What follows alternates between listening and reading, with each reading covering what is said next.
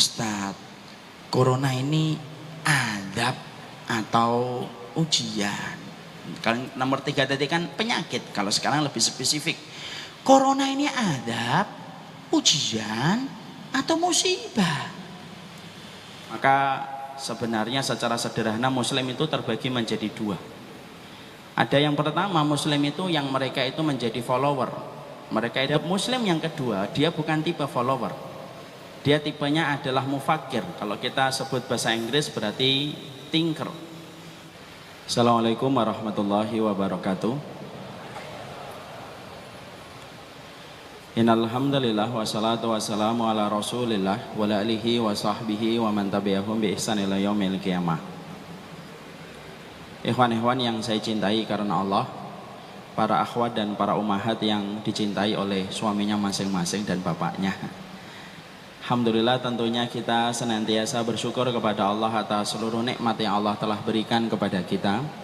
Allah itu sempurna di dalam nama, Allah sempurna di dalam zat-Nya, Allah sempurna pula di dalam setiap perbuatan dan ketetapan syariat-Nya. Nikmat yang Allah berikan kepada kita seluas alam semesta yang tidak ada garis finishnya dan tidak ada ujungnya. Adapun syukur yang telah kita berikan kepada Allah selama ini barulah seujung kuku dan sejengkal tanah. Yang harusnya kita risaukan bukan nikmat yang belum kita peroleh, tetapi harusnya yang kita risaukan adalah syukur yang belum optimal kita berikan kepada zat yang telah memberi semua kenikmatan pada kehidupan kita. Manusia itu sering merasa risau atas nikmat yang belum dia peroleh. Manusia itu sering gelisah atas nikmat yang belum dia dapatkan, tetapi dia tidak pernah risau dan tidak pernah gelisah ketika syukurnya baru seujung kuku dibandingkan nikmat besar yang Allah telah berikan pada kehidupan. Syukur itu kalau kita perhatikan terbagi menjadi dua. Ada syukurnya orang yang materialistik dan ada syukurnya orang yang betul-betul beriman. Karena ada perbedaan di antara keduanya. Syukurnya orang materialistik itu adalah mereka yang bersyukur ketika indikator 3 perkara dia dapatkan bertambah lebih bagus. Kalau sandangnya bertambah lebih bagus, kalau papannya bertambah lebih bagus dan pangannya bertambah lebih bagus, maka dia bersyukur kepada Allah. Kalau 3 perkara ini tidak bertambah bagus, papannya tetap sempit, pangannya tetap biasa, dan sandangnya tetap biasa, maka dia tidak bersyukur. Maka orang yang semacam ini adalah syukurnya kaum materialistik. Syukur yang menunggu margin, syukur yang menunggu profit dan keuntungan. Makanya mereka baru bisa bersyukur kalau beli baju baru. Kalau bajunya tidak beli-beli, maka dia tidak bersyukur. Dia baru bersyukur ketika makannya bertambah lezat dan bertambah mahal. Kalau tidak bertambah lezat dan tidak bertambah mahal, dia tidak bersyukur. Maka orang yang semacam ini, kata para ulama, syukurnya kaum materialistik. Syukur yang menunggu profit dan margin.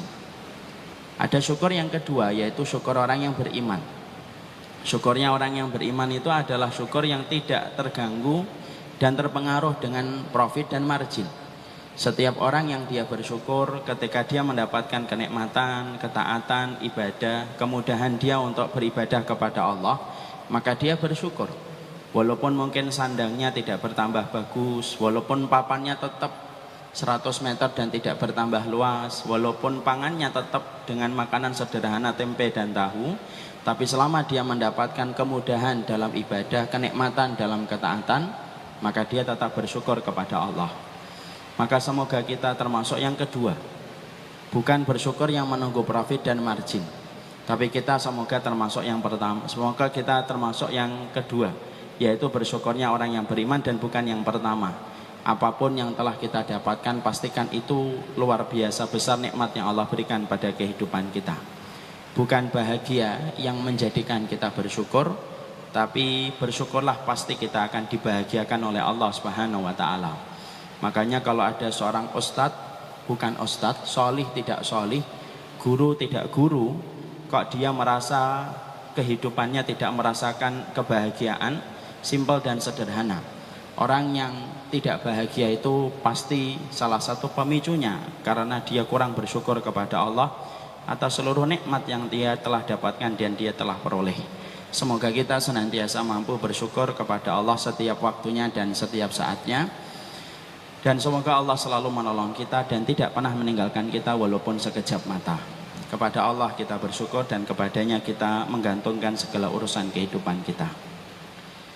Alhamdulillah, tentunya kita mengucapkan syukur kembali kepada Allah bahwasanya pada kesempatan pagi kali ini di waktu duha saya bisa menyapa seluruh jamaah Darut Tauhid, jamaahnya Hakim. Pada kesempatan ini merupakan kesempatan yang perdana. Kesempatan ini harusnya saya isi sekitar 2 atau 3 bulan yang lalu, tapi last minute saya mengcancel karena qadarullah bapak masuk ke ICU dan tidak ada kewajiban anak yang paling besar setelah orang tuanya masuk rumah sakit kecuali khidmah kepada mereka. Dan alhamdulillah walaupun yang pertama belum ditakdirkan untuk berjumpa dan bersua, pada kesempatan hari ini akhirnya kita berjumpa dan bersua, dan semoga pertemuan ini adalah menemukan pertemuan yang menimbulkan kebaikan, pertemuan sebagaimana pertemuan Muhajirin dan Ansor. Pertemuan adalah pertemuan yang memberikan manfaat insyaallah. Sembari kita menunggu guru kita Hakim untuk datang, mari kita mengkaji ilmu bareng-bareng. Dan ilmu yang kita akan kaji sebenarnya adalah nasihat untuk diri saya sendiri. Kalau ternyata bermanfaat bagi semuanya, tentunya itu adalah lebih berkah untuk kita. Kalau ini ternyata bisa memberikan kebaikan untuk kehidupan kita sebagai seorang mukmin. Kita akan memberikan judul penyakitnya, Kita akan memberikan judul temanya adalah sisi lain penyakit. Kita akan membahas tentang sisi lain penyakit supaya kita memahami bagaimana memahami tentang penyakit. Karena bukan hanya calon istri yang butuh difahami dan bukan hanya calon mertua yang harus difahami. Ternyata penyakit pun harus difahami dengan benar. Dan kita akan bahas tentang masalah ini supaya bisa menjadi petunjuk pada kehidupan kita. Ikhwan-ikhwan dan akhwat yang semoga Allah rahmati dan Allah berkahi. Dunia ini sebenarnya sebagaimana panggung yang selalu menampilkan berbagai macam kisah dan berbagai macam peristiwa. Peristiwa dalam satu zaman itu biasanya selalu berulang dari zaman-zaman sebelumnya, karena memang sejarah itu kejadian yang berulang dengan waktu yang berbeda. Dan setiap kita mendapati ketika dunia memiliki panggung yang selalu menampilkan kisah dan berbagai macam peristiwa, maka sebenarnya secara sederhana Muslim itu terbagi menjadi 2. Ada yang pertama, Muslim itu yang mereka itu menjadi follower. Mereka itu hanya ngikutin saja apa yang terjadi di atas panggung bernama dunia. Apa yang viral, maka dia ikut-ikutan untuk memviralkan. Kalau di dunia sedang sedih, ikutan sedih. Kalau dunia sedang rame, ikutan rame. Kalau dunia sedang geger, maka dia ikutan geger. Maka kalau ada yang semacam ini, maka tipe orang-orang yang semacam ini adalah tipe follower. Dia ngikutin apa yang sedang terjadi pada kebanyakan orang, dan dia tidak punya prinsip apapun yang harus dia berikan ketika terjadi banyak peristiwa yang dia lihat dan apa yang viral di atas muka bumi. Ini merupakan tipenya tipe follower. Ada Muslim yang kedua, dia bukan tipe follower. Dia tipenya adalah mufakir. Kalau kita sebut bahasa Inggris berarti thinker. Yaitu adalah mereka bukan tipe follower. Ketika viral dengan berbagai macam hal, film ataupun peristiwa yang sedang terjadi dan viral, maka dia itu berpikir apa yang harusnya dia berikan dan sikap apa yang harus dia miliki ketika mendapati sesuatu yang sedang viral. Kalau kemudian kita mendapati sesuatu lalu kita kembalikan itu kepada petunjuk, lalu tidak ikut terseret dengan apa yang terjadi pada kebanyakan orang, berarti kita ini tipenya adalah thinker. Kita mufakir, kita mudabbir. Segala sesuatu itu harus difikir dan bagaimana petunjuknya ketika membaca setiap peristiwa yang sedang viral di atas muka bumi. Moga-moga yang di sini ini bukan follower. Kalau follower mungkin tidak duduk di sini. Tapi di sini ini adalah tipenya insya Allah adalah thinker. Dia berpikir, kalaupun ada yang viral, maka dia tidak langsung terseret mengikuti apa yang viral, tapi dia berdiri sejenak, dia berpikir, apa sih petunjuk langit ketika menjawab apa yang sedang terjadi? Karena sesungguhnya wahyu dan hadis itu menjawab seluruh apa yang terjadi pada kehidupan manusia. Itu sudah terjawab tuntas oleh Allah ketika Allah menurunkan syariat dan menurunkan kitabullah pada kehidupan manusia. Sama pula dengan apa yang sedang terjadi pada hari-hari ini. Kita sedang viral, disebut ada sesuatu yang sedang terjadi di atas muka bumi ini dan viral di seantero dunia, yaitu tentang corona. yaitu satu penyakit epidemik yang disebut dengan wabah yang mematikan.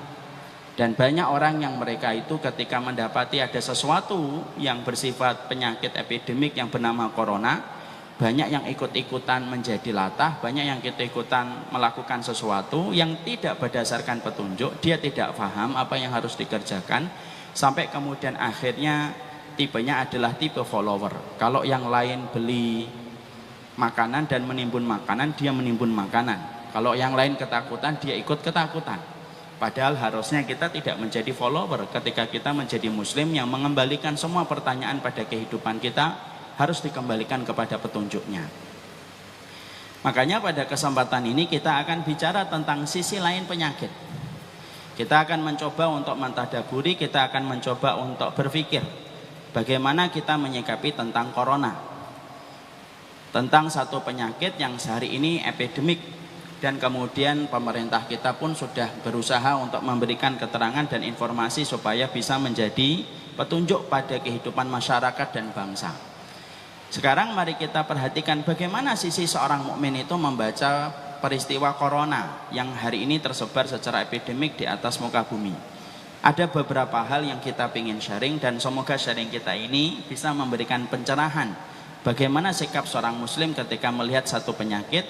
Karena itu kita butuhkan, jangan sampai penyakit yang tersebar itu menghilangkan tauhid, penyakit yang epidemik itu menghilangkan akidah kita, penyakit epidemik itu menghilangkan ilmu kita dan kewarasan kita sebagai seorang mukmin bahwasanya kita ini memiliki Allah dan Rasulnya. Dan ini penting untuk kita mengerti. Masing-masing dari kita tidak terkecuali adalah diri saya. Sekarang mari kita pahami yang pertama. Kalau kita sepakat kita akan bicara tentang masalah penyakit dari sudut pandang bagaimana kita memikirkan penyakit ini dikembalikan kepada kitabullah dan sunnah, maka poin yang pertama yang kita bahas adalah tidak ada kejadian yang berlaku di atas muka bumi ini kecuali semuanya itu berpulang kepada Allah. Karena saya khawatir banyak orang hari ini ketika mereka melihat satu hal ataupun melihat satu peristiwa, kita ini secara langsung atau tidak langsung, sadar atau tidak sadar, kita ini telah menjadi materialistik dan telah menjadi sekuler. Melihat setiap peristiwa itu tidak dikaitkan dengan Allah, tetapi melihat peristiwa itu hanya dikaitkan dengan apa yang nampak di mata kita. Padahal apapun yang terjadi di atas kehidupan kita, baik perkara kecil ataupun perkara besar, itu harusnya itu dikembalikan kepada Allah. Karena bedanya orang yang beriman dan orang yang tidak beriman. Orang yang beriman itu selalu mengembalikan setiap peristiwa, kembalinya itu kepada Allah. Kalau orang yang tidak beriman kepada Allah, maka dia tidak mengembalikan setiap peristiwa itu kecuali dengan apa yang dia tampak. Kalau tampaknya begitu, maka dia mengembalikan kepada apa yang dia lihat, dan dia tidak mengembalikan kepada Allah. Kalau kita sudah menjadi materialistik, ini bahaya. Kalau kita sudah menjadi diri kita sekuler, itu bahaya. Sama kejadian sebagaimana kayak corona, kejadian musibah alam yang terjadi di sekitar kita, banyak orang itu tidak sadar bahwasanya itu dibaca dari sudut pandang materialistik dan sudut pandang sekulerisme. Kalau ada gempa selalu dikatakan gesekan lempeng bumi. Kalau ada tsunami selalu dikatakan tsunami itu adalah gelombang yang timbul di dasar lautan, kemudian menimbulkan gelombang yang besar, kemudian menyapu daratan. Kalau kemudian ada banjir, selalu kemudian yang kita salahkan begini dan begitu. Kalau kita membaca setiap peristiwa dan musibah alam hanya dikembalikan kepada gesekan lempeng bumi, cincin bumi, lalu dikembalikan kepada satu kata yaitu fenomena alam, anak khawatir. Kalau kita terbiasa membaca setiap peristiwa dengan apa yang nampak di mata kita dan tidak mengembalikan itu kepada Allah, akhirnya pelajaran yang Allah kirimkan dalam kehidupan kita tidak kita tangkap karena kita tidak mengkaitkan itu kepada Allah. Betul, gempa itu gesekan lempeng bumi. Oh, saya tidak mengatakan itu salah, memang betul. Tapi pertanyaan kita, siapa yang menggerakkan lempeng bumi? Betul. Gelombang itu terjadi, yaitu tsunami itu terjadi karena gelombang yang muncul di dasar lautan, lalu kemudian gelombangnya besar sampai menyapu di jalanan, di daratan. Memang betul. Tapi pertanyaan kita, siapa yang menimbulkan gelombang yang begitu besar datang dari tengah lautan menuju ke daratan? Kalau kemudian kita kembalikan sebagai orang yang beriman itu tidak hanya percaya data, tapi orang yang beriman itu percaya kepada data dan percaya kepada kekuatan besar yang ada di balik data itu. Dan di balik data itu adalah kembalinya itu adalah Allah. Sama dengan penyakit corona. Penyakit corona yang hari ini menyebar dalam kehidupan manusia, betul itu virus. Iya, kita juga nggak nafikan. Tapi pertanyaan kita, kenapa virus itu kemudian bisa menimbulkan kemadharatan dan kematian pada kehidupan manusia? Kenapa Allah hanya berikan virus itu mematikan ketika sekarang, bukan ketika dulu waktu SD, bukan ketika dulu waktu SMP? Maka semua itu harus difikirkan, karena orang yang beriman itu seluruh aktivitasnya tidak lepas dari berpikir dan mengembalikan semuanya itu kepada Allah. Kalau kita sudah kembalikan kepada Allah, berarti akidah kita masih terjaga. Tapi kalau kita tidak kembalikan ini, selalu berkata gempa bumi, lempeng bumi yang kemudian bergesekan, corona, virus yang di mana-mana. Kalau hanya ini saja lalu berhenti, maka akhirnya tidak bisa menimbulkan kebaikan pada kehidupan kita. Padahal semua terjadi itu pasti karena sebab. Tidak ada kejadian di atas muka bumi ini sampai daun yang jatuh dari satu pohon. Ketika ada daun yang jatuh, itu semuanya itu Allah yang melakukan. Ada hikmahnya, ada satu tujuannya, dan itu kembalinya kepada Allah. Dan kita harus siap. Apa sih pelajaran yang Allah kirimkan ketika Allah mengirimkan peristiwa-peristiwa dalam kehidupan kita? Allah kalau mengirimkan gempa, pasti ada pesan dan message yang Allah sampaikan kepada kita. Kalau Allah mengirimkan tsunami, pasti ada message yang Allah kirimkan kepada kita. Sama pula kalau tiba-tiba hari ini kita mendapatkan wabah di mana-mana, pasti ada message yang Allah kirimkan kepada kita. Dan kita harus membaca message dan pesan yang Allah kirimkan melalui perkara-perkara dan peristiwa yang kita jumpai. Jangan sampai kita ini sudah dikirimkan pesan sama Allah, kita tidak paham-paham. Ya, makanya ada satu kaidah di dalam bahasa Arab. Al-labibu bil isyarati yafham. Orang pinter itu tidak perlu banyak tanda. Orang pinter itu satu isyarat, satu tanda itu langsung paham. Jangan sampai Allah kirimkan banyak tanda terus, lalu kita tidak paham-paham. Ini bahaya ini kalau semacam ini. Akhirnya apa? Orang yang tidak paham kode itu menyebalkan. Saya ambilkan contoh, suami istri kalau tidak paham kode itu menyebalkan. Ya atau tidak? Karena tidak setiap pasangan itu kalau meminta sesuatu kepada pasangannya itu harus dengan bahasa yang verbal. Kadang-kadang dengan kode. Siapa yang mampu membaca kode? Orang yang pinter. Istri ngomong sama suaminya, saya bosan makan di rumah mas, Bi. Nah itu kode. Dia pengen makan di luar. Ajalah makan steak, makan daging. Itu kode istri kita. Bosan makan di rumah. Jangan malah tidak paham kode. Suaminya malah ngomong, kenapa bosan makan di rumah? Ya sudah makan aja di teras yuk. Gitu, malah makan di teras. Masuk angin iya. Itu namanya tidak paham kode. Sama. Ini ketika kemudian kita laki-laki pulang gitu. Kemudian kita begini-begini gitu di atas kursi gitu. Kepala kita gerakan kanan kiri. Itu bu, kode. Suaminya butuh dipijit. Istrinya malah ngeliatin gitu. Ngapain Bi pijat-pijat? Gula darahmu naik, ya malah gula darah naik. Ini kan namanya tidak paham kode. Makanya yang kita khawatirkan adalah kita ini juga sama ini. Selalu apapun peristiwa yang terjadi dan viral di atas muka bumi ini ternyata memisahkan kita menjadi dua kelompok. Ada yang membaca dengan iman, ada yang tidak membaca dengan iman, hanya membaca dengan data. Maaf ya, orang Jepang itu termasuk orang yang mereka membaca apapun itu hanya dengan data, karena mereka tidak punya iman. Semoga Allah memberikan iman kepada masyarakat itu insya Allah. Ketika gempa terjadi banyak di negeri Jepang, apa yang dilakukan Jepang? Mereka tidak melakukan apa-apa kecuali apa? Mereka mengimani data doang. Yang mereka lakukan bagaimana membuat bangunan tinggi. Lalu tahun 2019 mereka mengklaim mereka bisa membuat gedung pencakar langit yang diklaim itu bisa tahan dengan gempa 9 skala Richter. Berhenti di situ tok. Kenapa Allah kok tidak lebih daripada itu? Bagaimana bisa lebih? Karena kemudian mereka belum mendapatkan hidayah iman. Makanya kalau kita membaca peristiwa, lalu kita kembalikan hanya kepada data, tidak ada bedanya kita dengan orang yang tidak beriman. Betul itu virus, tapi kan yang mematikan dan menghidupkan virus itu kan Allah. Betul itu virus, tapi virus dijadikan tidak bisa memberikan mandarat untuk kita itu kan Allah. Sebagaimana virus bisa membunuh kita itu juga Allah. Dan inilah pelajaran akidah yang harus kita fahamkan pertama kali. Corona itu mengajarkan kita tentang akidah.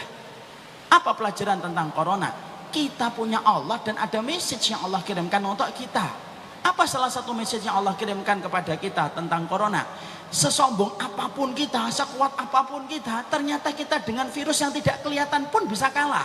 Lalu terus yang disombongkan apa? Itu salah satu message-nya. Di antara banyak message yang lainnya yang Allah kirimkan, dan masing-masing dari bapak dan ibu pasti punya message yang ditangkap dari setiap peristiwa yang Allah kirimkan untuk kita. Itu yang pertama. Yang kedua, yang kita harus pahami kalau kita membaca tentang hal ini adalah setiap peristiwa takdir yang Allah kirimkan untuk kita, termasuk tsunami, termasuk banjir, termasuk gempa, gunung yang tiba-tiba erupsi, penyakit yang epidemik. Maka kalau kita membaca ini merupakan bagian dari takdir, harus paham, takdir itu tidak pernah salah. Yang salah itu cara kita yang salah membaca takdir. Maka di sini pasti ada kebaikannya, walaupun kadang-kadang kita tidak jumpai. Hikmah dalam setiap peristiwa itu pasti ada. Makanya kemudian kita membaca hikmahnya apa ini? Karena setiap peristiwa yang Allah kirimkan pada kehidupan kita tidak pernah lepas daripada hikmah. Apapun yang kita lihat buruk belum tentu buruk sejatinya. Apapun yang kelihatannya pahit belum tentu itu pahit sejatinya. Karena Allah itu tidak bisa mendolimi kehidupan makhluk. Allah itu tidak bisa menyakiti makhluk hambanya. Kalau ada yang berkata dia mendapatkan takdir yang tidak sesuai dengan harapan dan perencanaan, banyak orang berkata Allah itu takdirnya tidak adil buat saya. Kadang-kadang kita sering dengar itu ketika orang berteriak di samping ICU mendapati keluarganya sakit bertambah parah ataupun meninggal. Dia berkata Allah tidak adil. Nah, kalau ada yang berkata Allah itu tidak adil, pertanyaan kita balik sederhana. Kalau Allah tidak adil, terus siapa yang adil kalau Allah itu sudah kita sebut dengan sebutan yang tidak adil? Jadi tidak ada. Allah itu pasti adil. Allah itu pasti sayang. Kalau Allah mengirimkan berbagai macam peristiwa yang terjadi pada kehidupan kita, walaupun tampaknya itu pahit, tapi pasti ada kebaikan yang terkandung dalam setiap peristiwa. Apa yang kita lihat tidak menggambarkan apa yang akan kita dapatkan di masa mendatang. Contoh ya, makanan pahit atau makanan yang lezat, makanan yang sehat itu biasanya nggak terlalu enak. Ya. Bagi yang ngikutin juru sehat Rasulullah ala Ustadz Zaidul Akbar, itu pasti mengetahui betul makanan-makanan sehat itu, Masya Allah. Lidah kita ini susah untuk mengadaptasi. Kita biasanya rooming Pak pertama kali kalau kita makanan sehat gitu. Istri saya itu ikut JSR. Kalau pagi makan kurma sama tempe mentah. Saya tanya, enak? Istri saya itu nelen lama gitu, setelah lama baru ya lumayan gitu. Tapi sehat. Berapa banyak makanan yang kita senangi, manis, gurih, gorengan, es teh manis berembun gelasnya gitu. Manis tapi ujung-ujungnya tidak baik untuk kita di masa tua. Tapi berapa banyak makanan yang terasa tidak lezat tapi justru manis untuk kita ketika di masa tua. Sama kayak takdir. Takdir itu terkadang kita lihat, loh kok kelihatannya begini ya. Corona akhirnya menyebabkan ada yang meninggal, ada yang masuk ICU. Itu tampaknya itu buruk, tapi pasti di situ ada kebaikannya. Karena kita memandangnya buruk itu simpel, karena ilmunya kita dengan ilmunya Allah itu jauh berbeda. Kita hanya berilmu sesuai dengan apa yang kita lihat, ilmunya Allah tidak ada batasannya. Tapi yang jelas, tidak ada takdir Allah itu yang salah. Kalau Allah mengeluarkan produk takdir yang gagal ataupun salah, Terus siapa produk yang benar dalam kehidupan manusia kalau produk Allah itu takdirnya sudah kita anggap salah? Jadi tidak ada yang salah. Sambilkan analogi yang sederhana. Kita, Bapak dan Ibu, kalau ada mendapati seorang ikhwan datang ke dokter. Ketika dia datang ke dokter, kemudian divonis sama dokter. Dokternya mengatakan, ini sudah berapa lama infeksinya, Pak? Sudah 3 bulan. Kok baru dibawa ke tempat kita hari ini? Ya, ini itu alasan disampaikan oleh pasien. Dokter memeriksa lagi. Akhirnya sang dokter dengan berat berkata, Pak, kami sudah mendiagnosa luka tetanus dan infeksi pada kaki Bapak. Tidak ada jalan pengobatan kecuali satu. Jalan pengobatannya adalah Bapak harus diamputasi. Sang pasien ketika mendengar amputasi kan langsung kaget, ya Allah. Lalu kemudian langsung berkata, yakin dok harus diamputasi? Iya. Perhatikan Pak, Ibu, amputasi ketika disebut antara pasien sama dokter itu cara pandangnya beda. Dokter ketika mengatakan pasien itu konotasinya baik atau buruk?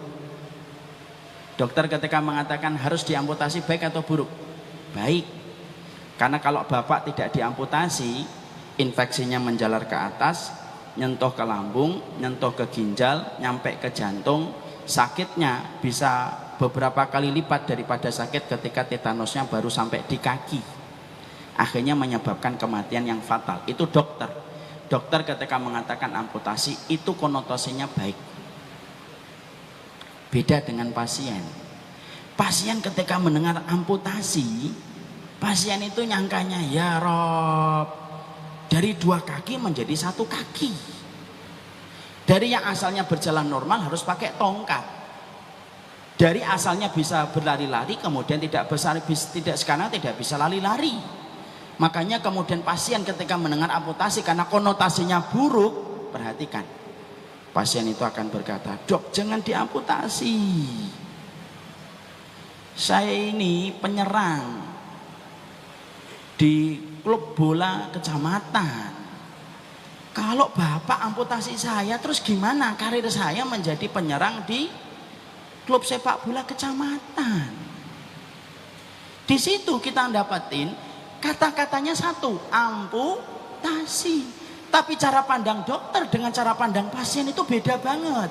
Kenapa pasien itu memandangnya itu buruk? Karena dia tidak tahu kalau dia tidak dipotong, fatal akibatnya, impactnya, penyakit itu bisa menjalar ke jantung, membunuh dia, mencekik pernafasan dia, dan akhirnya kematian.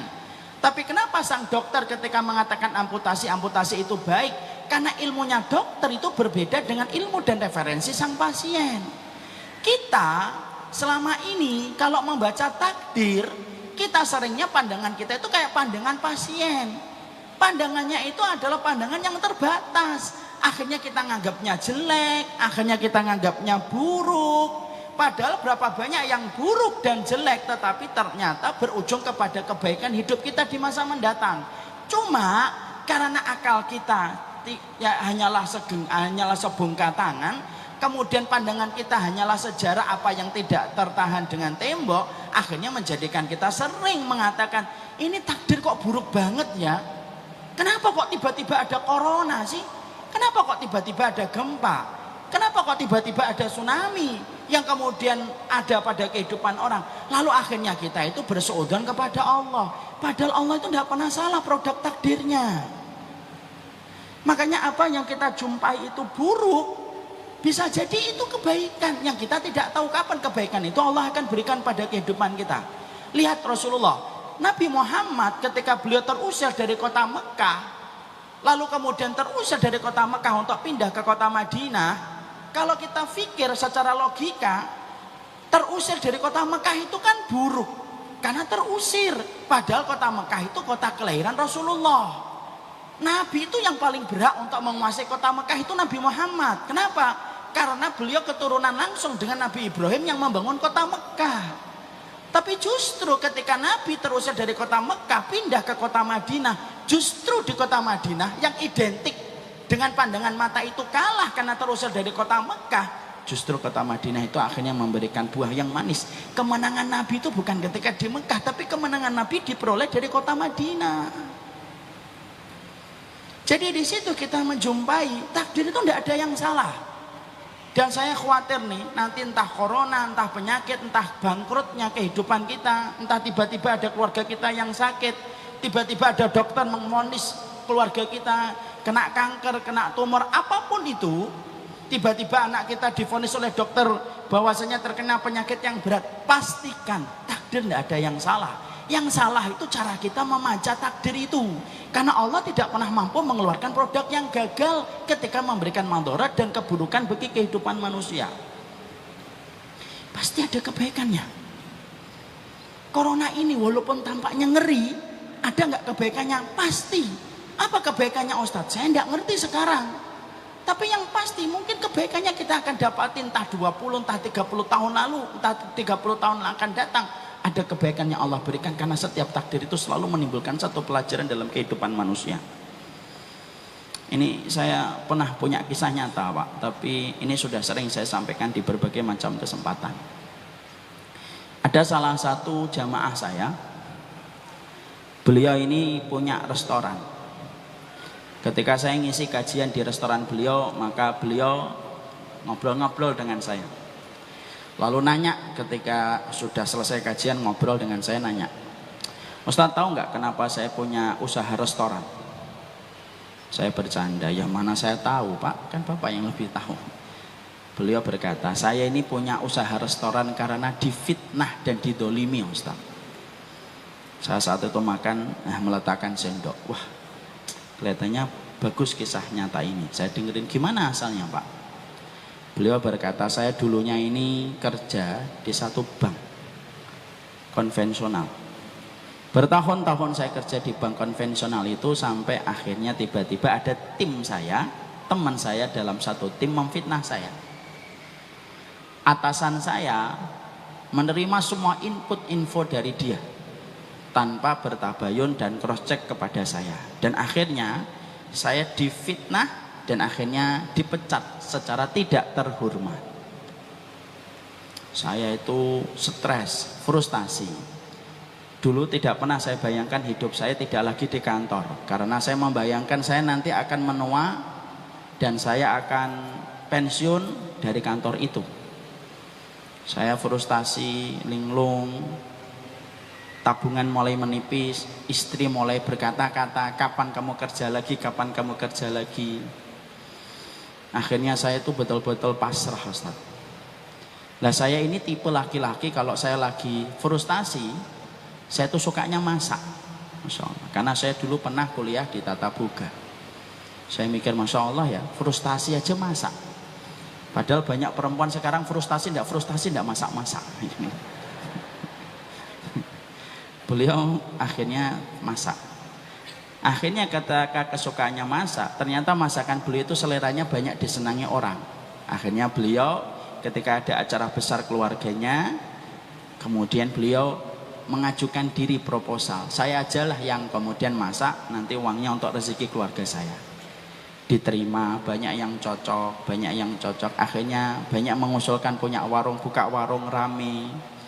Kemudian buka warung lebih besar rame, beli ruko rame, terus rame. Dan akhirnya sekarang bisa membuka beberapa cabang di sekitar Jakarta dan cukup terkenal bagi masyarakat pecinta kuliner, pasti kenal dengan restoran ini. Apa nama restorannya Ustaz? Maaf saya tidak akan cerita. Biarlah itu menjadi rahasia untuk saya. Maka kemudian akhirnya beliau berhasil dan berhasil. Lalu berkata sama saya di ujung kisahnya, Ustaz tahu nggak? Kalau saya tidak difitnah, yang pada saat itu saya merasa terdolimi betul dan tampaknya takdir itu tidak memihak saya, mungkin saya masih kerja di tempat itu. Dan mungkin pekerjaan saya tidak akan bersih. Tapi justru karena difitnah, saya akhirnya mendapatkan kebaikan yang saya petik setelah hampir 9 tahun. Saya akhirnya mampu berdikari dan kemudian banyak membuka cabang di mana-mana. Coba kalau saya tidak difitnah Ustaz. Padahal ketika saya difitnah, saya suka berkata, ya Allah salah saya ini apa? Kok tiba-tiba engkau menetapkan takdir yang sedemikian beratnya untuk saya? Ternyata jawaban dari itu adalah saya diberikan oleh Allah pengganti yang lebih baik. Masya Allah.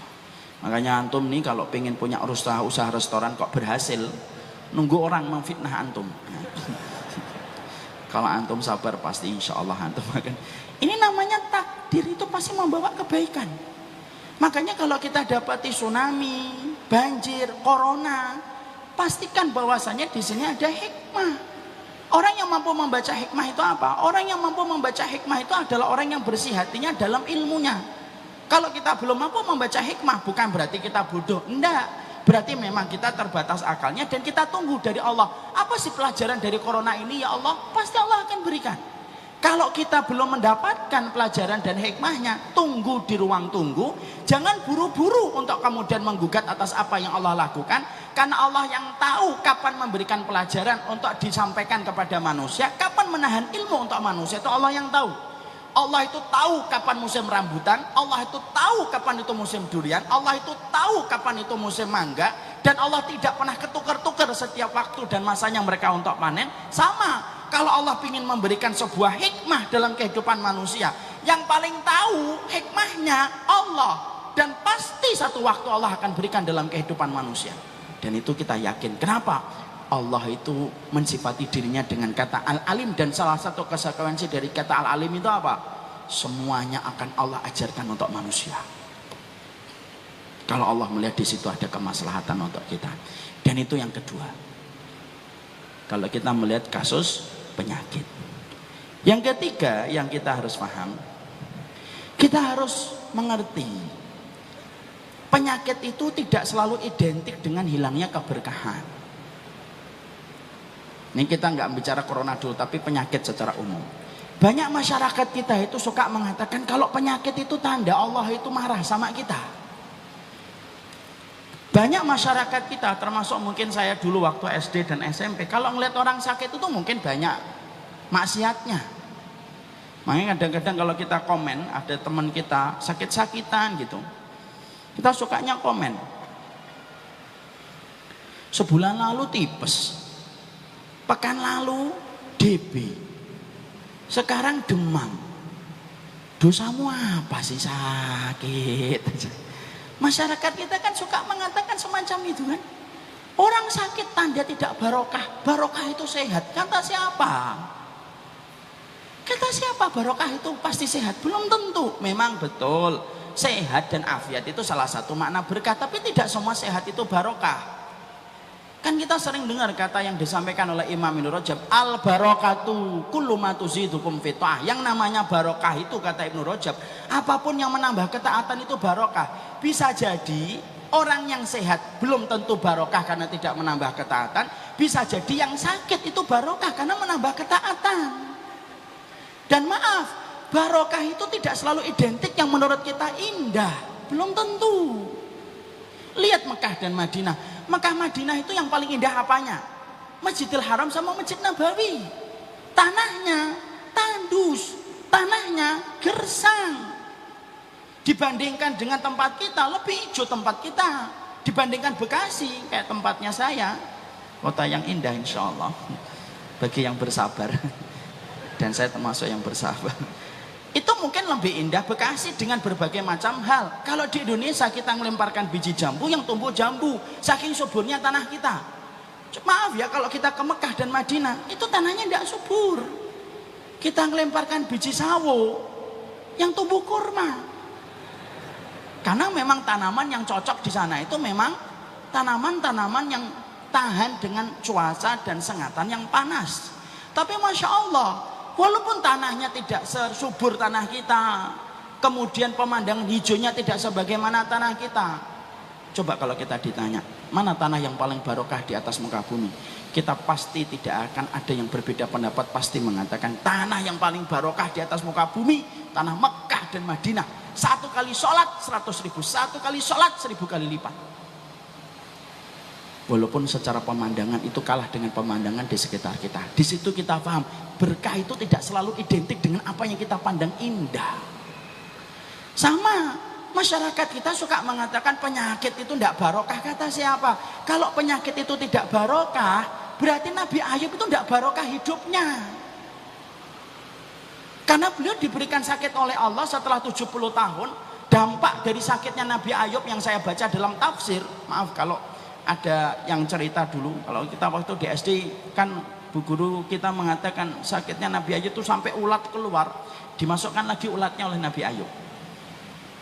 Pernah dengar itu di waktu SD? Nah, berarti guru agama kita sama dulu. Saya nggak baca itu, nggak tahu, saya nggak pernah dapetin referensinya. Yang saya baca, parahnya sakitnya Nabi Ayub itu apa? Tatasaqat luhumu Ayub. Itu sampai jatuh-jatuh itu dagingnya Nabi Ayub. Itu sakit. Kalau kita suka mengatakan sebagai masyarakat, lalu kita suka berkata penyakit itu tanda adab, secara mutlak kita mengatakan semacam itu, ya maaf, berarti Nabi Ayub itu ada. Kalau penyakit itu ada, berarti Nabi Muhammad ketika sakit itu juga ada. Padahal kita paham dari hadis riwayat Muslim, Nabi itu dikasih sakit oleh Allah, dan sakitnya Nabi 2 kali sakitnya kita, Pak. Makanya ada satu sahabat yang pernah tersentuh kulitnya dengan Rasulullah gini, kaget ya ketika mendapati demamnya Nabi itu begitu tinggi. Lalu Nabi bersabda, wa inni la'u'aku kama yu'aku bihi rajulaini minkum. Saya ini kalau sakit 2 kali sakitnya kalian. Berarti kalau kita panas 38, 39 Pak, 2 kali lipat itulah sakitnya Nabi. Kalau kita mengatakan sakit itu adab, berarti Nabi adab. Naudzubillahi min dzalik, sampai kita mensifati semacam itu. Maka kemudian belum tentu penyakit itu adab. Berapa banyak orang yang dikasih penyakit oleh Allah itu tanda barokah, Pak. Maaf ya, saya ini berdakwah hampir 13 tahun. Banyak sekali saya jumpai alasan orang untuk hijrah itu salah satunya ketika dia divonis sakit. Justru disitulah dia hijrah. Makanya kemudian kita jumpai masyarakat, makanya kita jumpai para sahabat itu karena tahu bahwasanya penyakit itu bisa menimbulkan kebaikan. Sampai-sampai beberapa sahabat itu minta dikasih sakit sama Allah. Bapak dan Ibu tahu tentang Ubay bin Ka'ab? Tahu Ubay bin Ka'ab? Tidak tahu, insya Allah. Ya udah saya jelasin. Ubay bin Ka'ab itu seorang sahabat. Pernah dengar Nabi bersabda, la tasubbul humma fa innal humma yukaffirus sayyi'at. Jangan dicela ya penyakit demam. Demam itu menggugurkan dosa. Bapak tahu dan Ibu mengerti apa yang dilakukan Ubay bin Ka'ab ketika mendengar itu. Dia tanya sama Nabi, ya Rasulullah, halil humma yukaffirus sayyi'at, apakah demam itu menggugurkan dosa? Rasulullah mengatakan, al humma yukaffirus sayyi'at. Betul, demam itu menggugurkan dosa. Makanya kalau demam jangan dicela. Ini apa sih? Panas lagi, panas lagi. Padahal saya besok mau jalan-jalan. Jangan cela. Termasuk yang tidak boleh dicela itu penyakit, salah satunya penyakit demam, sebagaimana kita tidak boleh mencela air hujan. Setelah mendengar jawaban itu dari Rasulullah SAW, apa yang dilakukan Ubay bin Ka'ab? Ubay bin Ka'ab itu berdoa, ya Allah, kalaulah demam ini bisa menggugurkan dosa, kasih saya demam ya Allah, demam yang saya rasakan tiap malam, tetapi demam itu tidak menghalangi aktivitas dan ibadahku kepadamu. Tahu Pak, langsung permintaannya dikabulkan sama Allah, mustajab. Kalau bahasa sinetron itu langsung jeder, ada halilintarnya. Setelah Ubay bin Ka'ab berdoa dengan doa itu, besoknya setiap sore Ubay bin Ka'ab demam sampai pagi. Dan itu dirasakan beliau seumur hidupnya. Insya Allah doa yang tidak akan kita panjatkan, insya Allah ya, karena kita selalu minta. Dan beliau diberikan demam sampai akhirnya beliau meninggal dunia. Dan ketika ditanya kenapa engkau meminta demam, aku berharap demam ini menggugurkan sebagian besar dari dosa-dosaku. Kalau sakit itu adab, mungkin gak Ubay bin Ka'ab itu kemudian beliau itu meminta demam? Tidak mungkin. Saya tambahkan dalil lagi. Ada seorang wanita Pak datang kepada Nabi, dan sebelum wanita itu datang kepada Nabi, Rasulullah itu bersabda, ini akan datang salah satu wanita penduduk surga. Yang datang seorang wanita Ansor kepada Rasulullah SAW. Lalu kemudian wanita itu berkata, para sahabat itu sudah penasaran, wanita ini kenapa kok dikabarkan Nabi sebagai penduduk surga? Nabi kemudian berkata, wanita itu kemudian berkata, ya Rasulullah, ini usra. Ya Rasulullah, saya ini terkena penyakit ayan. Tolong doakan saya ya Rasulullah supaya saya disembuhkan dari penyakit ayanku. Usra itu kena ayan. Ketika Nabi mendengar keluhan wanita tersebut dan meminta doa, karena dia tahu pasti bahwasanya doanya Nabi itu mustajab di sisi Allah. Perhatikan jawaban Nabi. Jawaban Nabi menggambarkan bahwasanya penyakit itu bukan adab. Nabi berkata, intasbiri, kalau kamu sabar, falakil jannah. Kalau kamu sabar terhadap penyakit ayanmu ini, tidak usah minta disembuhkan, tapi kamu sabar dengan penyakit ayan, maka bagimu surga.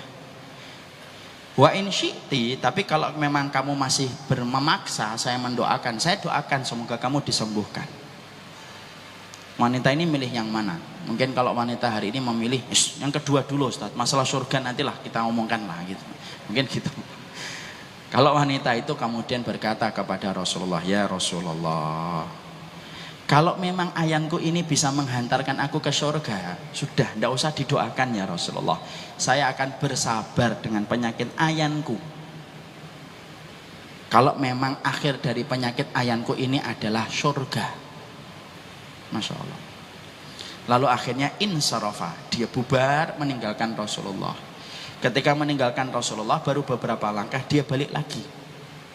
Satu ya Rasul yang tertinggal. Apa? Kalau penyakit ayanku lagi kambuh, sering sekali ketika kambuh aku tidak sadar, auratku tersingkap. Boleh nggak saya didoakan? Seberat apapun ayanku ketika kambuh, Allah nutup auratku. Dan Nabi mengaminkan, insya Allah. Ada pelajaran unik Pak di sini Pak. Sahabat wanita itu memikirkan aurat sampai dalam kondisi tidak sadar aja yang masih dipikirkan aurat. Padahal kalau dia tidak sadar auratnya tersikap, dosa atau tidak dosa? Tidak dosa. Mau tidak sadar kok. Beda kan sama wanita hari ini, sadar dan tidak sadar tetap membuka aurat. Nah itu bedanya. Maka Nabi kemudian mendoakan pisah. Wanita ini setelah pisah dengan Nabi SAW, apa yang terjadi? Wanita ini setelah pisah dengan Rasulullah, maka kemudian penyakit ayannya terus kambuh sampai akhirnya penyakit ayan itu yang kemudian menghantarkan beliau kepada kematian. Kalau kita berkata bahwasanya ayan itu, kalau penyakit itu adalah adab, tidak mungkin orang kena penyakit ayan kemudian bisa mendapatkan surga. Dan banyak orang soleh itu yang diuji oleh Allah dengan penyakit, dan mereka sabar dengan penyakit itu. Contoh Sa'ad bin Abi Waqqas. Bapak tahu dan ibu tahu Sa'ad bin Abi Waqqas. Sa'ad bin Abi Waqqas itu termasuk 10 sahabat yang dijamin surga. Sa'ad bin Abi Waqqas itu doanya mustajab. Itu Sa'ad bin Abi Waqqas. Sa'ad bin Abi Waqqas itu kalau sudah berdoa, belum turun tangannya, sudah dikabulkan sama Allah. Bedakan dengan kita, naik turun, belum dikabulkan. Rumahnya Sa'ad bin Abi Waqqas rame, orang itu minta didoakan. Bahkan pernah ada satu kejadian, Umar bin Khattab itu melihat seorang budak tersingkap auratnya, kemudian Umar itu mengambil kayu kecil, pengen dipukul aurat yang kelihatan itu. Umar bin Khattab sebagai khalifah dipanggil tongkat itu. Sa'ad bin Abi Waqqas itu tahu bahwasanya tersingkapnya aurat budak itu bukan karena disengaja, karena tertiup angin. Umar ketika akan mukul, Sa'ad bin Abi Waqqas berkata, wahai Amirul Mukminin, jangan dipukul. Tersingkapnya aurat dia itu tadi tidak sengaja, tapi karena angin. Umar bin Khattab berkata, enggak, ini auratnya tersingkap. Sa'ad bin Abi Waqqas berkata, apa perlu saya mengangkat tangan untuk berdoa wahai Umar? Nah, Umar langsung berkata, jangan nih, tongkatnya buat kamu aja, enggak jadi. Itu saking mustajabnya seorang Sa'ad bin Abi Waqqas. Tapi Bapak tahu, Ibu mengerti apa yang terjadi kepada Sa'ad bin Abi Waqqas? Sa'ad bin Abi Waqqas itu menjelang tua, menjelang sepuh, beliau itu buta. Ketika buta, keluarganya tahu, ini saat ini doanya mustajab. Ini kalau saat itu meminta, ya Allah sembuhkanlah butaku, insya Allah Allah pasti akan sembuhkan dengan izin Allah. Karena riwayat doanya Sa'ad bin Abi Waqqas itu tidak pernah tertolak.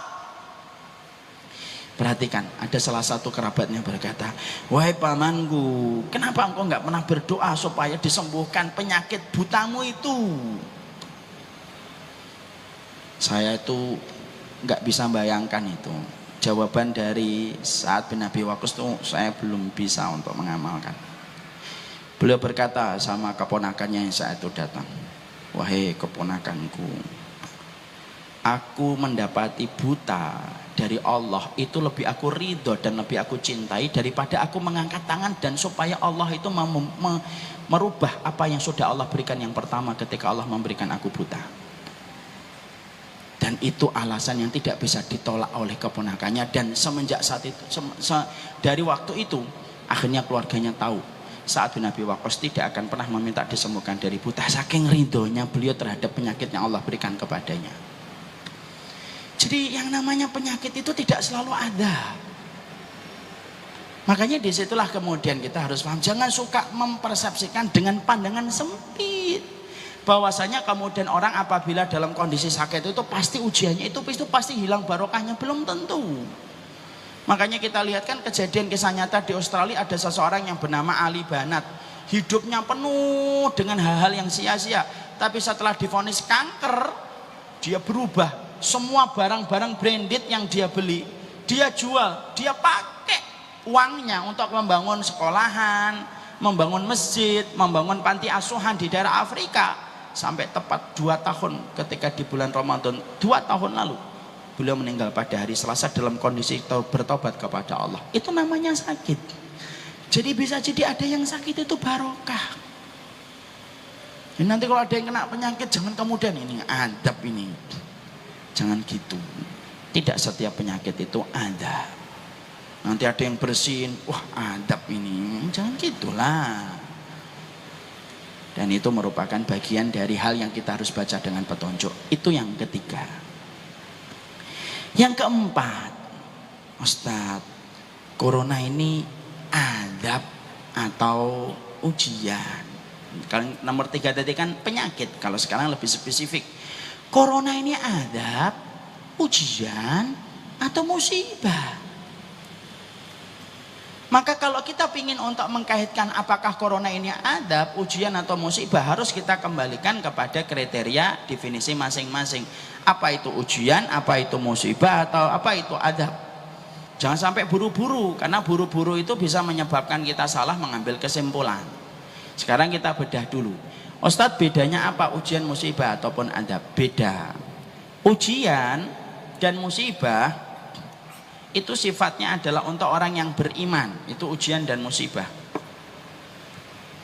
Adab itu untuk kemudian orang yang membantah perintahnya Allah dan banyak melakukan kekafiran, kekufuran dan kemaksiatan, itu adab. Ujian dan musibah satu kelompok karena hampir mirip. Nah, kita bedah dulu apa bedanya ujian dan musibah. Nah, ini beda. Ujian itu mencakup sesuatu yang menggembirakan dan tidak menggembirakan, itu ujian. Dia bersifat lebih umum. Penyakit ujian, bangkrut ujian, tapi maaf, anak itu juga disebut ujian. Kalau bangkrut, sakit, nah betul, itu sesuatu yang sifatnya membuat kita sedih. Tapi anak itu kan membuat kita senang. Anak itu ujian, Pak. Karena dia menyenangkan, tapi itu ujian. Istri itu ujian. Beda dengan musibah. Musibah itu sesuatu yang sifatnya tidak kita senangi. Penyakit, meninggal dunia, bangkrut, jatuh fakir miskin, nah itu musibah. Dan tidaklah kata musibah disebutkan 11 kali di dalam Al-Quran, kecuali maknanya itu sesuatu yang menguras air mata. Nah, maaf ya, nanti kalau nyebut istri jangan sampai salah. Istri itu bukan musibah, tapi ujian. Jangan membuat status habis kajian dari sini, istri saya itu salah satu musibah dalam hidup saya, itu jangan. Karena istri itu ujian, bukan musibah. Ujian dan musibah itu diberikan kepada siapa Ustadz? Kepada orang yang beriman. Kenapa Allah ngasih ujian itu kepada orang yang beriman? Banyak hikmahnya, tapi bukan pada kesempatan hari ini kita bahas. Salah satu maknanya kenapa Allah itu ngasih ujian dan musibah kepada orang yang beriman? Karena Allah pingin supaya orang beriman itu dikocok-kocok hidupnya dengan berbagai macam ujian, supaya dia tidak betah hidup di dunia dan terus ingin pulang menuju ke alam dan kampung akhiratnya. Coba kalau kemudian kita dikati orang beriman tidak dikasih ujian, Pak, mungkin lama-lama kita betah di dunia dan akhirnya kena penyakit wahan. Apa itu penyakit wahan? Hampir mirip dengan Wuhan ya, tapi beda. Wahan. Wahan itu cinta mati, cinta hidup takut mati. Kenapa orang itu cinta hidup? Salah satunya karena jarang dapat ujian. Enak terus hidupnya. Lama-lama wah nyaman hidup di dunia ini. Mati jangan. Mau sudah enak kok hidupnya. Allah kasih ujian. Orang beriman itu semacam itu. Tapi maaf ya, walaupun orang beriman itu ujiannya banyak, pertolongan Allah lebih besar daripada ujiannya. Makanya orang beriman kalau mendapatkan ujiannya sebesar karang, pertolongan Allah lebih besar daripada karang yang Allah berikan. Orang beriman dikasih gelombang ujian, maka pertolongan Allah lebih besar daripada gelombangnya. Makanya maaf ya, orang beriman kalau mendapatkan ujian dan musibah tetap senyum, tidak frustasi, tidak mati bunuh diri, tidak kemudian minum baygon, dan tidak pula menggantungkan diri. Kenapa?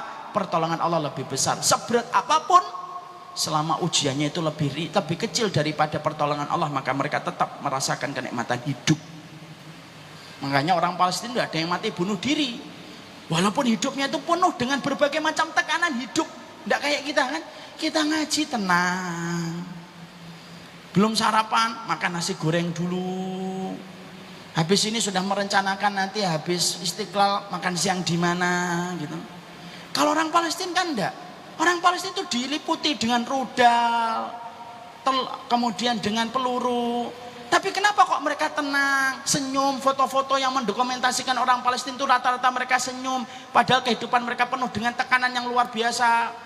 Pagi pakai sepatu, siang sepatunya sudah dilepas sama orang lain.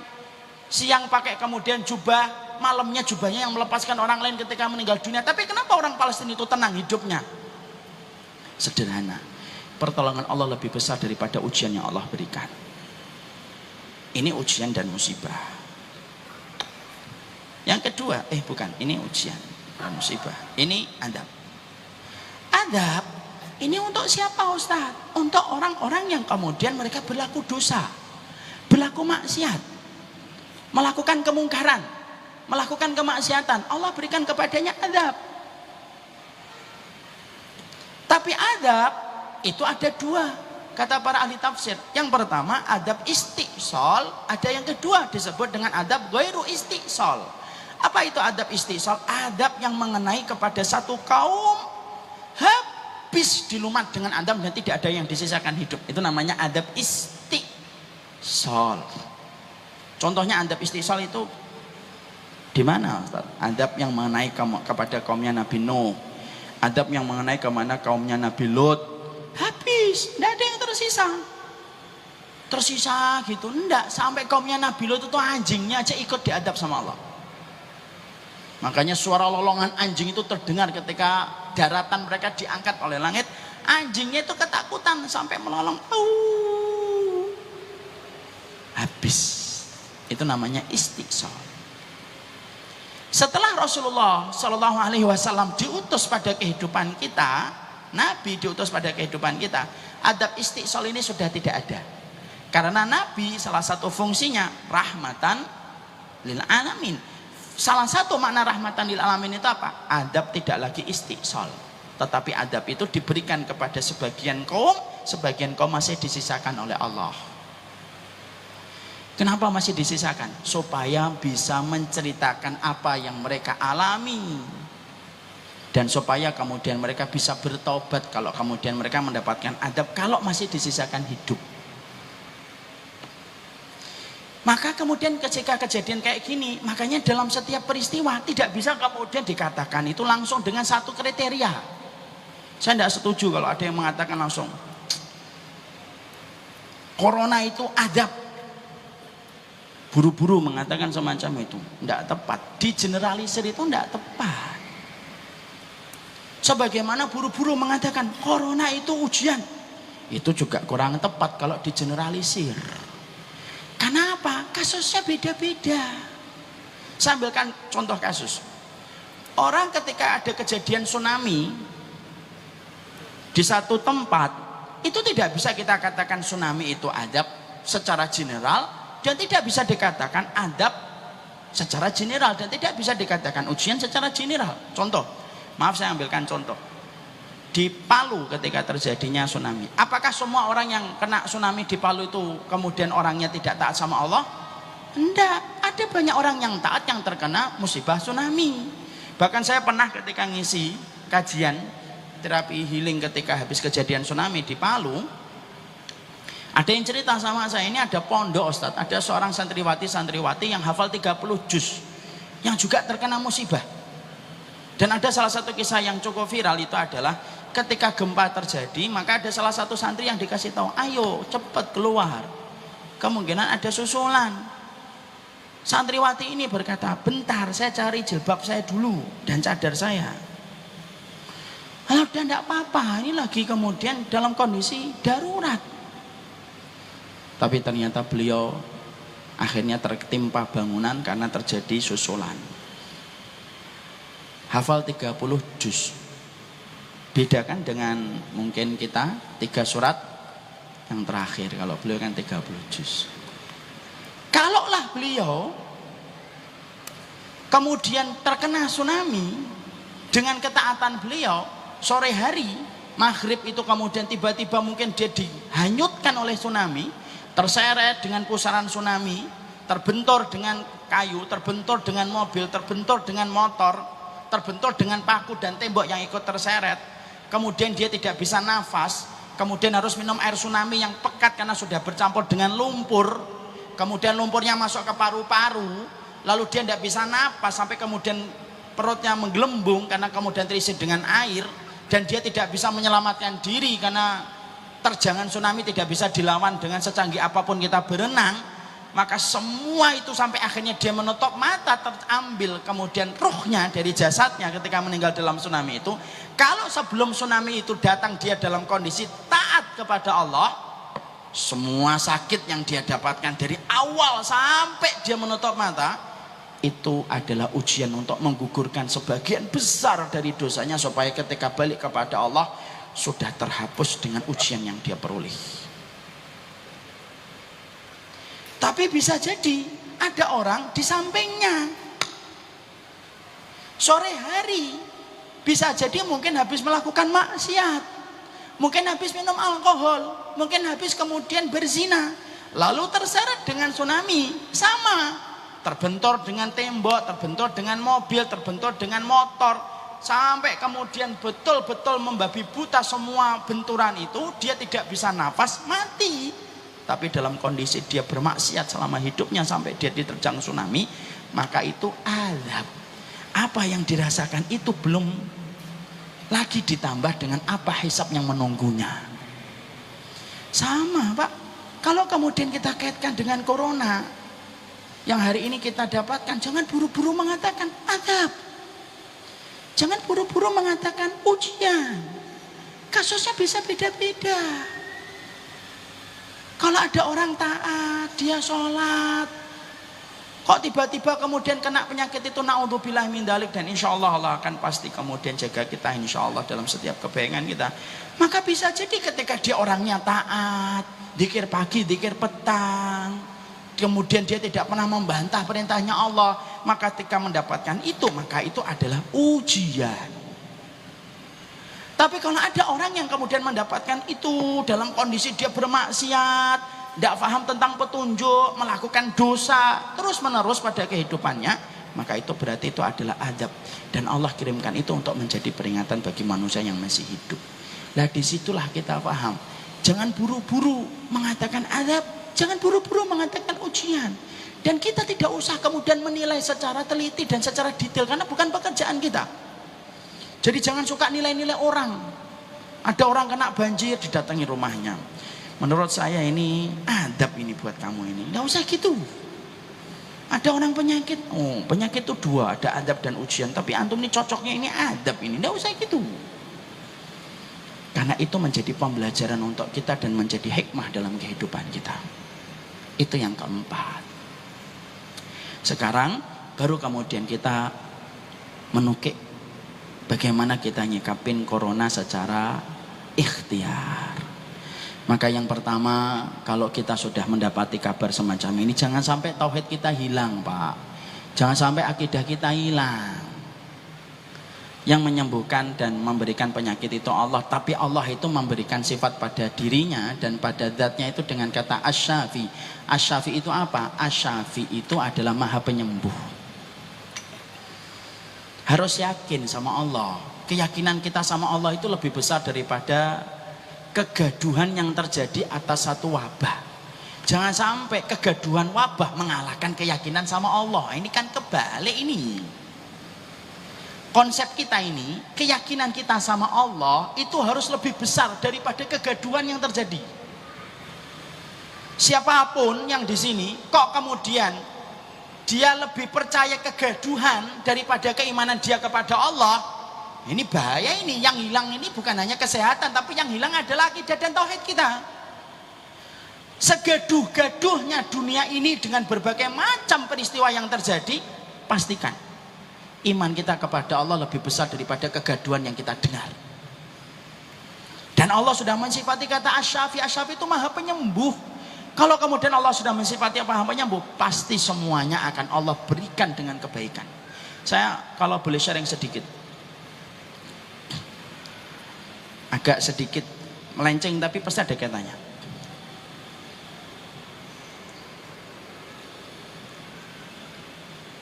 Ya. Saya ini punya 2 kakak cerebral palsy.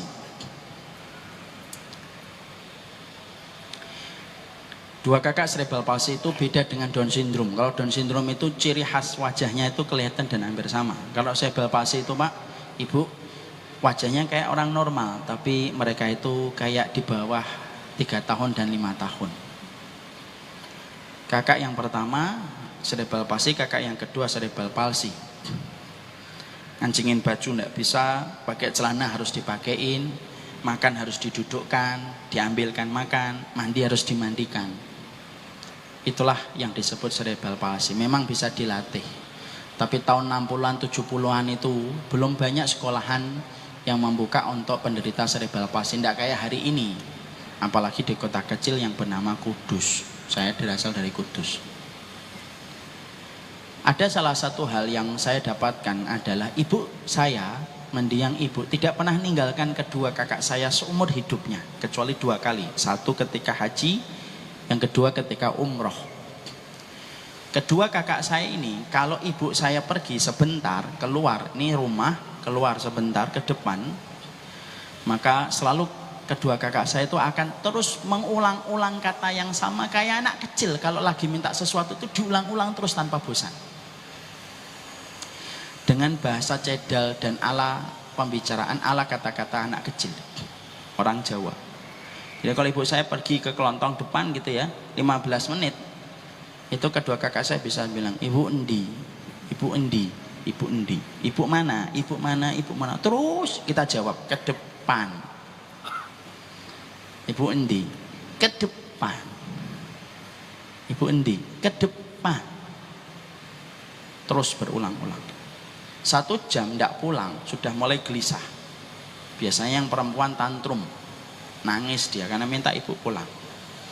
Makanya kemanapun ibu tidak pernah ninggal, kecuali 2 kali, haji dan umroh. Saya ketika mendapati kabar ibu saya meninggal dunia kena serangan jantung, tengah malam, maka saya membawa beliau pulang ke rumah. Saya letakkan itu di atas dipan sebelum dimandikan. Salah satu yang paling berat menggelayuti pikiran saya selain ditinggalkan ibu adalah bagaimana memikirkan nasib kedua kakak saya. Kakak saya laki-laki duduk di samping kakinya ibu. Kakak saya perempuan agak jauh, di samping ditemani oleh bibi. Proses berlanjut, dimandikan, dikafani. Kakak saya yang laki tetap duduk di samping ibu, tidak nanya. Padahal biasanya kalau ketika ibu masih hidup tidur agak lama, itu pasti dibangunkan kakak saya laki-laki. Hu. Kemudian saya waktunya untuk menguburkan beliau sampai. Saya bawa ke kuburan sama bapak, pulang dari kuburan keluar setelah menyelesaikan itu, saya masih ingat, saya pegang tangan bapak dan berkata, ini kakak kita, kakak ini kalau nanya ibu nanti gimana ya Pak seumur hidupnya? Karena pasti akan nanya seumur hidup. Pikiran saya. Bapak saya diem, ya kita serahkan sama Allah. Saya tuh bingung, gimana nanti kalau sampai malam ndak pulang ibu, ketika dia merasa ibunya pergi kok ndak pulang, pasti akan nanya terus.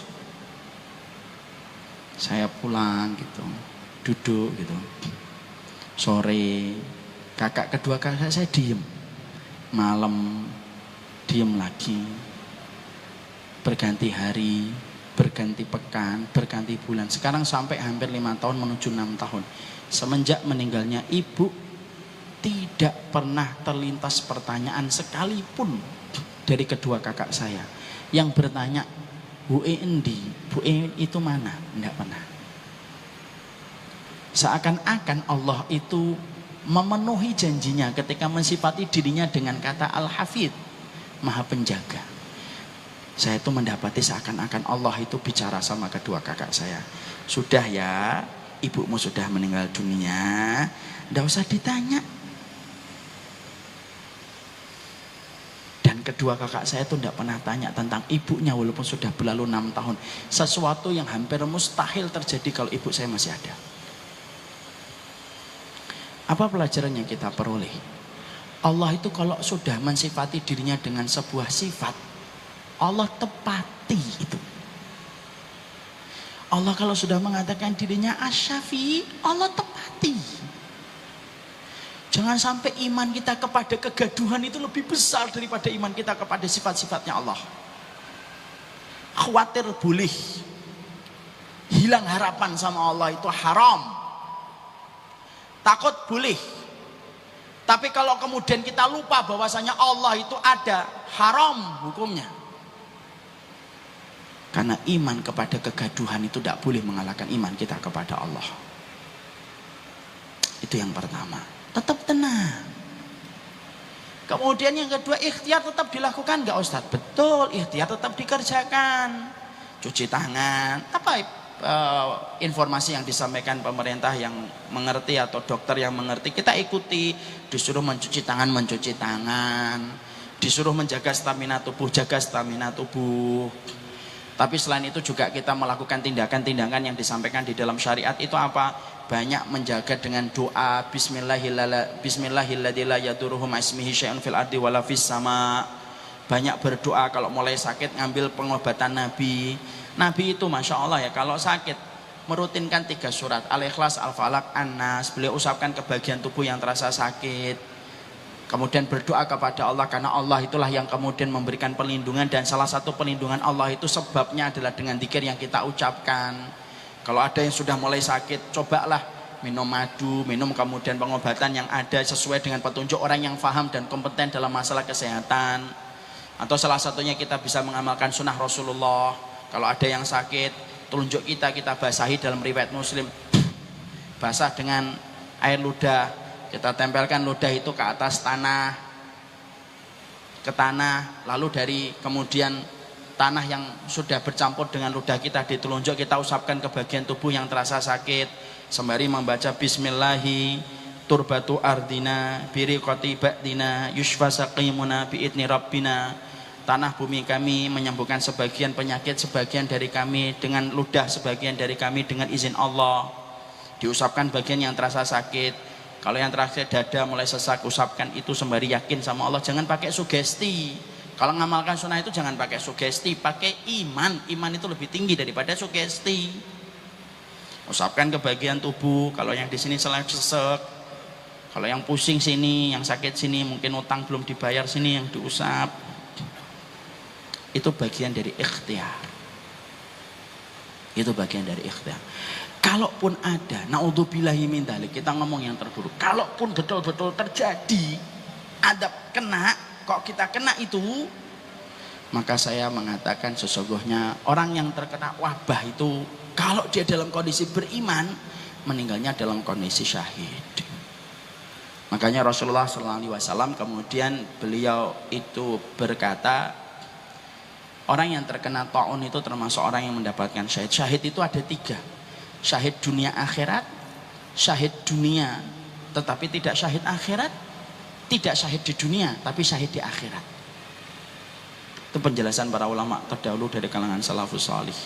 Apa itu syahid dunia dan akhirat? Orang yang berjuang membela kalimat Allah terbunuh di peperangan dan tidak ada niat yang dia miliki kecuali satu, niatnya betul-betul ingin menegakkan kalimat Allah. Itu syahid dunia, syahid akhirat.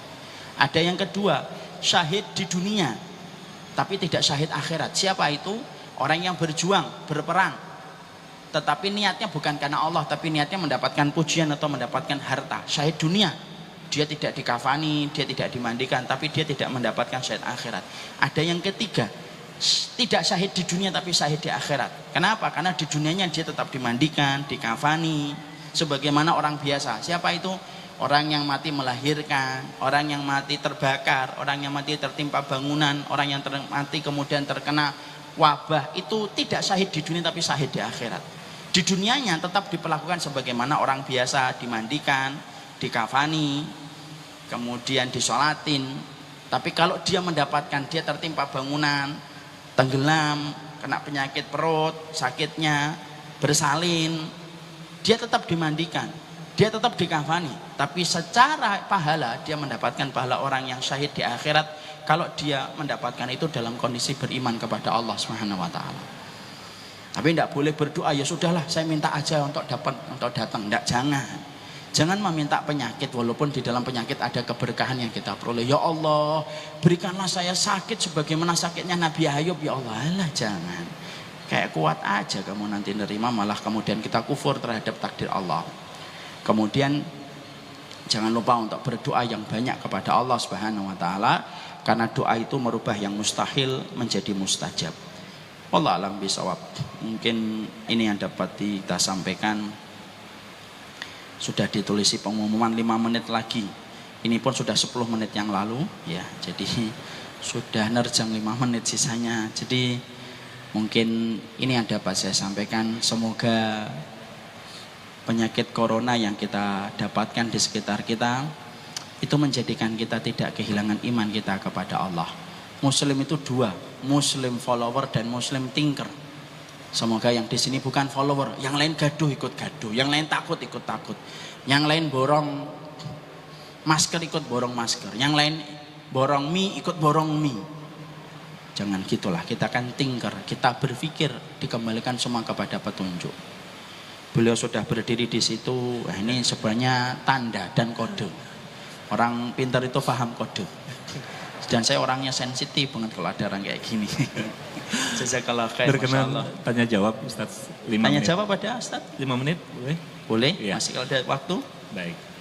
Baik, silakan yang di depan saja, mungkin untuk memudahkan tim Ikhwan untuk membantu mic-nya. Kalau ada yang mau bertanya silahkan. Kalau tidak ada, tolong jangan diada-adakan. Sebelah kanan Ustaz. Sebelah kanan. Ya udah. Ada? Ya, silakan. Bismillahirrahmanirrahim. Assalamualaikum warahmatullahi wabarakatuh. Assalamualaikum warahmatullahi wabarakatuh. Nama saya Muhammad Anafi dari Keramat Jati. Ahlan Pak. Yang saya mau tanya Pak Ustadz. Yang saya mau jawab apa Pak? Kalau orang yang gangguan jiwa itu Pak, atau gangguan mental, gangguan pikiran itu nanti tempatnya di surga atau neraka? Kan kalau di akhirat katanya cuma ada 2 tempat. Itu. Terima kasih banyak. Assalamualaikum warahmatullahi wabarakatuh. Waalaikumsalam warahmatullahi wabarakatuh. Ini sebenarnya sudah terjawab sama Imam Ibnu Qayyim, Pak. Kalau orang itu dia mengalami masalah di pemikiran, akalnya semenjak dia lahir, tempatnya nanti di surga, Pak. Karena dia tidak terkena beban-beban ibadah. Karena sholat, puasa, zakat, ngaji itu syarat yang pertama mukallaf. Mukallaf itu yang salah satunya terbebani itu ketika punya akal. Kalau tidak punya akal dia tidak ditanya sama Allah. Makanya orang-orang contohnya kayak kedua kakak saya itu, kalau saya kembalikan kepada fatwa para ulama, kedua kakak saya itu nanti tidak ditanya hisab, sholatmu, puasamu, karena mereka tidak berakal. Cuma mereka ditanya dengan satu pertanyaan sederhana, ata'arifuni, kamu kenal saya enggak? Kami kenal engkau ya Rabb, yang menguasai alam semesta. Langsung dimasukkan ke surga untuk mengganti seluruh kesakitan, tertahannya mereka ketika pada kehidupan di dunia. Tetapi Pak, yang kedua, kalau sakitnya, gilanya dia setelah gede karena frustasi, nah tetap dapat hisab. Dia gila Ustaz, kenapa? Kalah pilkada, nah bisa, itu tetap dihisab. Enak aja kalau pilkada stres gila kemudian masuk surga gitu. Kasihan dong yang nggak jadi pilkada. Nah itu Allah alam bisa. Pesan dimami Pak. Ya saya kira itu mewakili ratusan pertanyaan yang lainnya. Dan kita akan sambut Ustadz dan guru kita tercinta Kim insyaallah. Saya mohon maaf kalau ada kata-kata yang kurang berkenan, bercanda yang sifatnya berlebihan. Semoga corona ini menjadi salah satu pelajaran hikmah untuk kita. Jadilah muslim yang tinggal, jangan menjadi muslim yang follower. Barakallahu fikum, subhanakallahumma wa bihamdika asyhadu an la ilaha illa anta astaghfiruka wa atubu ilaika. Assalamualaikum warahmatullahi wabarakatuh. Jazakallah.